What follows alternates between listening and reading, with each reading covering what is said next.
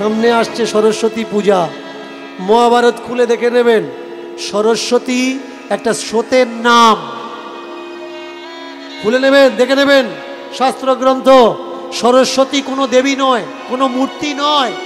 সরস্বতী জল, একটা নদীর নাম, যে অমৃতসর, আম্বালা, পাঞ্জাবের আম্বালা পর্যন্ত এসে বিলুপ্ত হয়ে গেছে। সরস্বতী একটা স্রোত মাত্র, কোনো দেবী নয়।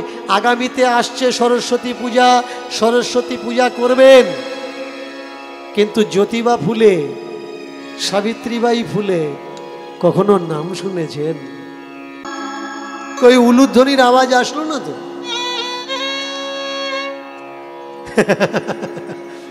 মায়েরা কীর্তন শুনছেন তো মন দিয়ে?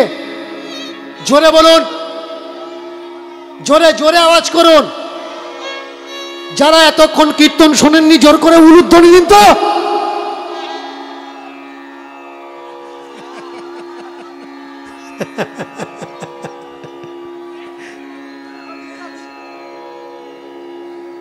এই দেখেছো ছোটবেলার নিয়ম, 5 বার দেবে তাই থামবে, তার আগে কিন্তু থামবে না। নন স্টপ 5 বার হবে, তারপরে থামবে।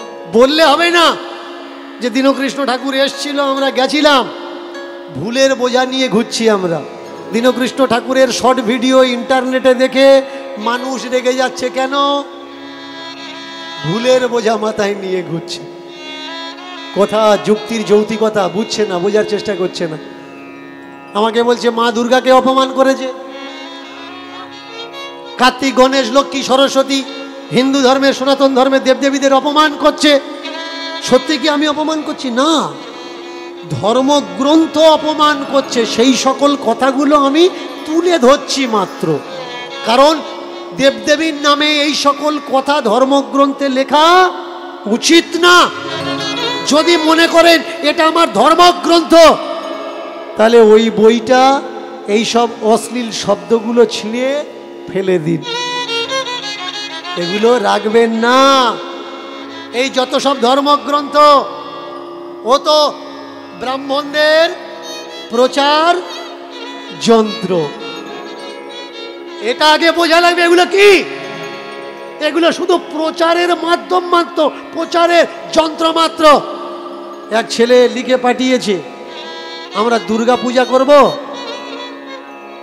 নাকি অসুর পূজা করব? কোনটা পূজা, কোন পূজা আমাদের করার দরকার? দুর্গা পূজা করার দরকার না অসুর পূজা করার দরকার? কি মায়েরা উত্তরটা বলবো? এটা আমার ব্যক্তিগত মত। যদি বলেন কোন বইয়ে লেখা আছে দেখাতে পারবো না, এটা আমার মত, আমি বলছি, আমার মত আমি পোষণ করছি, আপনাদের কাছে আর্জি রাখছি, তুলে ধরছি, জানাচ্ছি। ভালো করে মন দিয়ে শুনবেন। প্রথমত যদি পূজা করতে হয়, পিতা মাতাকে পূজা করো, পিতা মাতাকে পূজা করো। তারপরে যদি পূজা করতে হয় তোমার দেশের, তোমার সমাজের, তোমার মাযহাবের মহামানবদের পূজা করো। কারণ তোমাদের সমাজের, আমাদের সমাজের যে মহামানব, এরাই তো এই সমাজের অসুর। যে সমাজের জন্য করেছে তাকে পূজা করার দরকার। কিন্তু যারা সমাজের জন্য কিচ্ছু করেনি, তাদের মন্দিরগুলো আজকের কোটি কোটি টাকা দিয়ে তৈরি হচ্ছে। পৃথিবীতে দেখাতে পারবেন ক্ষুদিরামের কোথাও মন্দির আছে? দেখাতে পারবেন ভগৎ সিং এর মন্দির আছে? দেখাতে পারবেন না। চলে যাবেন বড় বাজারে কোনো বানিয়ার দোকানে, দেখবেন ছোট্ট ছোট্ট কাঠের মন্দির তারা তৈরি করে রেখেছে। যদি মন্দির না থাকে, যে গদ্দিতে বসে তারা বিজনেস করছে, পিছনের দেয়াল বা সাইডের দেয়াল তার বাবা মায়ের ছবি রেখেছে। শেখো ভাই, না জগৎ থেকে শেখো। যারা আজকের এই সমাজে বড় হয়েছে তাদের থেকে শেখার দরকার। তো তারা কাকে আগে পূজা করছে? তারা দেবদেবী রেখেছে, দেবদেবী রাখার সঙ্গে সঙ্গেও তার সঙ্গে কাকে রেখেছে? বাবা মাকে রেখেছে। আর আপনার বাবা মা, আমার বাবা মা, আপনাদের ছবি, তাদের ছবি, আমাদের বাবা মাদের ছবি আমরা মন্দিরে রাখতে পারবো না। আপনার গুরুদেব এসে মানা করে দেবে, এই দেবদেবীর সঙ্গে বাম্মার ছবি রেখেছিস? মরা মানুষের ছবি, জানিস মরার পরে কোথায় যাবি? আপনি বিচার করলেন না, আপনি মনে করলেন আপনি নরকে যাবেন, তাড়াতাড়ি করে বাম্মা তাহলে কোথায় রাখবো? হ্যাঁ, ওই দেয়ালে রেখে দে। আপনি অন্য ঘরের দেয়ালে রেখে দিলেন আপনার বাম্মার ছবি, আর ঠাকুর ঘরে যে দেবতাগুলো বসে আছে, যে আপনার জন্য কিছু করেনি, কোনোদিন করার জন্য আসবেও না। 3 টাইম জল বাতাসা ফুল বাতাসা তাদের জন্য আপনি দিয়ে যাচ্ছেন। এবার নিজেকে প্রশ্ন করুন, এরা কেন বলছে ঠাকুর ঘরে আপনার বাম্মার ছবি রাখবেন না? কারণ এরা এসে ভোগ লাগাবে কোথায়? ঠাকুর ঘরে ভোগ লাগাবে। কারণ মহারাজ তো আপনার হাতে খাবে না, ও সঙ্গে রান্নি এনেছে, সেও তার বাম্মা ছেড়ে দিয়ে চলে এসছে, মহারাজের সঙ্গে ঘুরছে স্বর্গে ঢুকবে বলে। মহারাজের পুরো বডি ঢুকেছে, মহারাজ ঢুকে গেলে ওর পেছনে পেছনে আমি স্বর্গে ঢুকবো, মহারাজের ঝুলি বইছে। এবার দেখুন হলো কি, রান্নি আলাদা। এবার রান্না করে মহারাজ ইশারা করছে, ঠাকুর ঘরে তুলে দে, আগে গোবিন্দের ভোগ লাগুক। তুলে দিলে আগে গোবিন্দের। কেন? এটা একটা সিস্টেম। বলো তো ভাই, ওই মহারাজকে দিয়ে তোমার শেখার দরকার। সে যদি তার ভগবানকে সমস্ত রান্না করে যতবার খাচ্ছে ততবার গোবিন্দ চরণে অর্পণ করতে পারে, তোমার বাবা মা তোমার জন্য কিচ্ছু করেনি? তোমার বাবা মার মরা ছবির সামনে কবে 1 গ্লাস জল দিয়েছ মনে আছে কি? নিজেকে কোশ্চেন করো। তোমার বাবা মার মরা ছবির সামনে কবে ফুল বাতাসা দিয়েছ নিজেকে প্রশ্ন করো। এদের থেকে শেখার দরকার ভাই। এরা যদি ওদের ভগবানকে দিতে পারে, আমরা কেন দিতে পারি না? এবার ভোগ লাগালে ভগবান খাবে, আর তোমার বাম্মার ছবি যদি ওতে থাকে তাহলে ওরাও তো এটা করবে। এর জন্য ভগবানের উচ্ছিষ্ট ওরা খেতে পারবে, কিন্তু তোমার বাম্মার উচ্ছিষ্ট ওরা খেতে পারবে না। শুধু তাই নয়, ওরা প্রথমে এসে তো আগে গোবিন্দ মন্দিরে ঢুকবে, ভগবানের মন্দিরে ঢুকবে, এসে লম্বা হয়ে সামান্য একটু কাত হয়ে ষষ্ঠাঙ্গে একেবারে অষ্টাঙ্গে দ্বাদশাঙ্গে প্রণাম করবে। বলুন তো, যারা ভগবানের কাছে প্রণাম করছে লম্বা হয়ে, ওখানে যদি আপনার বাম্মার ছবিটা থাকে তাহলে আপনার বাম্মাও তো ওই মহারাজের প্রণাম পাচ্ছে। এর জন্যে ওরা বলে দিল ঠাকুর ঘরে মরা বাম্মার ছবিটা রাখবেন না। চমৎকার বিষয়। কাকে পূজা করবেন? এই দেশের মহামানবদের পূজা করবেন। সামনে আসছে সরস্বতী পূজা, মহাভারত খুলে দেখে নেবেন। সরস্বতী একটা স্রোতের নাম, খুলে নেবেন, দেখে নেবেন শাস্ত্রগ্রন্থ। সরস্বতী কোনো দেবী নয়, কোনো মূর্তি নয়।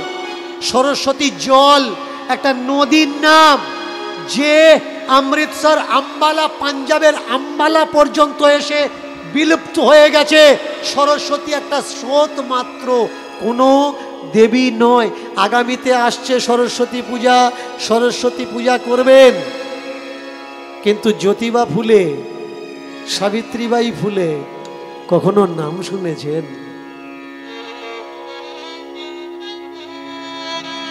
এই ভারতবর্ষে তো মন্দির তাদের হওয়ার দরকার, যারা আপনাকে, আমাকে, আমাদের সবাইকে, আমাদের ছেলে মেয়েদের শিক্ষার অধিকারটুকু দিয়েছে।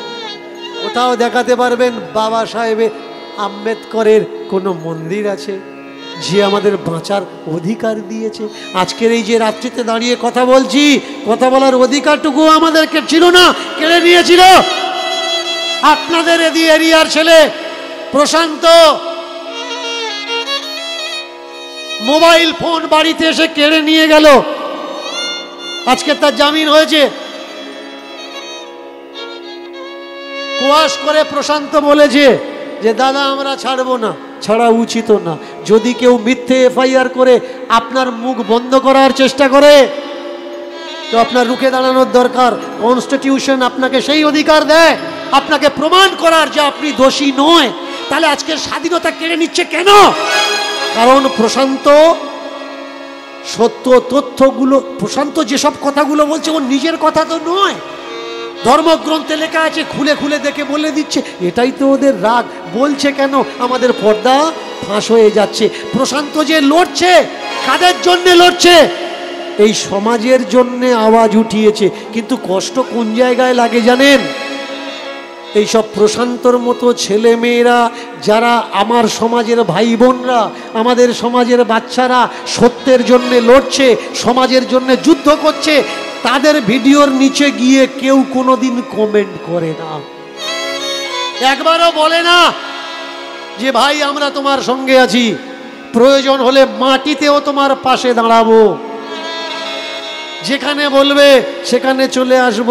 প্রশান্তকে কেউ কমেন্ট করে গালাগালি করছে, রিপ্লাইতে তাকে কেউ বলছে না যে ভাই গালাগালিটা কেন করছো, কমেন্টগুলো পড়ছে আর প্রশান্তর গ্রামের মানুষ বলছে দেখেছিস নিশ্চয়ই তো কোনো খারাপ কাজ করেছে, না হলে এরকম হবে কেন? তুমি করতে পারবে না ভাই, যে করে দেখালো তার পাশে না দাঁড়িয়ে অথচ তার মনোবলকে তুমি দুর্বল করে দিচ্ছ। আমাদের স্কুলে আগে কোনটা পড়ানোর দরকার? আমাদের সরকারের কাছে আবেদন করার দরকার যে 7-8 থেকে আমাদের সংবিধান আমাদের স্কুলের সিলেবাস হোক, তবে একটা সাধারণ মানুষ সে বুঝতে পারবে তার বলার অধিকার কতটা, সংবিধান তার জন্য কি দিয়ে রেখেছে। এই সংবিধান যতক্ষণ স্কুল কলেজের সিলেবাসে না আসবে আমরা কেউ জানতে পারবো না যে আমাদের কতটুকু অধিকার। ছোট্ট ছেলেটা ঘর ছেড়ে ঈশ্বর পাওয়ার জন্য বেরিয়ে এসে গেল, কত ঝোলাধারী, মালাধারী, তিলকধারী রাস্তায় খুঁজে পেল, কত পাগল, কত গোসাই, কত ফকির সঙ্গ সে করল। বহু বছর কেটে গেল রাস্তায় ঘুরতে ঘুরতে, একদিন বসে আছে চোখ বন্ধ করে হিমালয়ের গুফার ভিতরে। এক ফকির পাগল সেখানে দাঁড়িয়ে,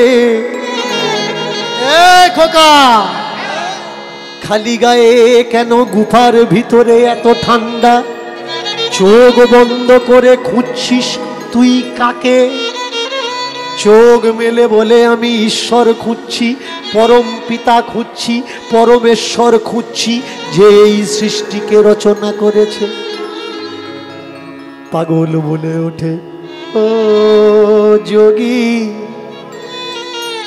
ও যোগী, কেন বসে আছো নয়ন মুদে? ও যোগী, ও যোগী, কেন বসে আছো নয়ন মুদে? ও যোগী, ও যোগী, কেন বসে আছো নয়ন মুদে? ও যোগী, ও যোগী, কেন বসে আছো নয়ন মুদে? ও যোগী, ও যোগী, কেন বসে আছো নয়ন মুদে? কাকে খুঁজিছ নাকি অন্ধকার দেখিছ? কাকে খুঁজিছ নাকি অন্ধকার দেখিছ? তুমি কাকে খুঁজিছ নাকি অন্ধকার দেখিছ? তুমি তাকে খুঁজিছ নাকি অন্ধকার দেখিছ? নাকি ভালো লাগে না এই সুন্দর পৃথিবীতে? ও যোগী, ও যোগী, কেন বসে আছো নয়ন মুদে? ও যোগী, ও যোগী, কেন বসে আছো নয়ন মুদে? যোগী, ও যোগী, ও ও যোগী, ও যোগী, ও যোগী, ও যোগী, ও যোগী, ও যোগী। কেন খেয়ে না খেয়ে অনিদ্রাতে শুকিয়ে হচ্ছ রোগী? কেন না খেয়ে না খেয়ে শুকিয়ে থেকে হচ্ছ তুমি রোগী?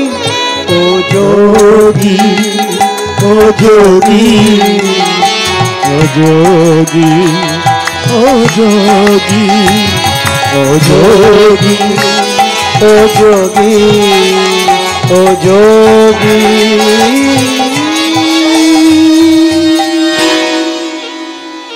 ও যোগী,